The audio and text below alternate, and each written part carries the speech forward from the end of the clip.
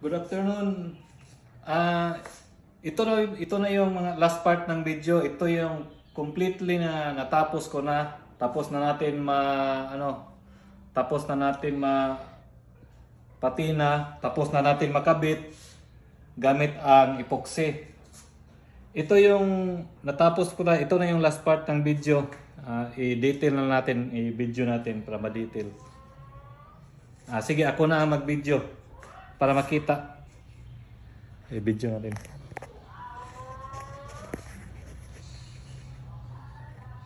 So, ito na yung mukha niya. Ito na siya. Ito na yung paa. Ito na yung ahas. Yung snake niya para siyang parang viper.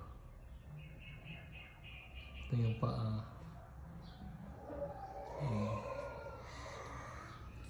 Yung mga ganito guys, yung mga parang yellow pa rin, lang ito, mamawala ito pagdating ng panahon, itim na naman yan. Ganyan naman ang bronze.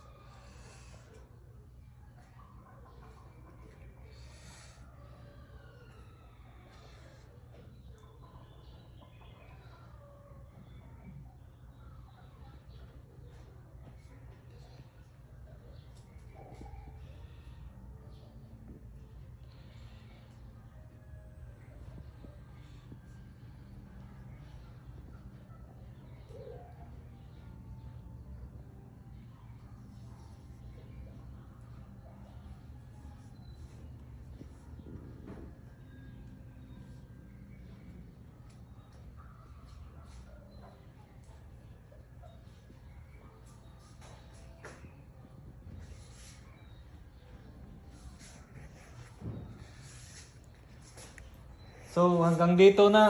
Hanggang dito na lang guys. Salamat sa mga panonood at saka magawa rin ako ng mga art sculpture na gawin ko hanggang sa simula hanggang matapos. Ganito ang setup kung paano ko ginawa para makita nyo.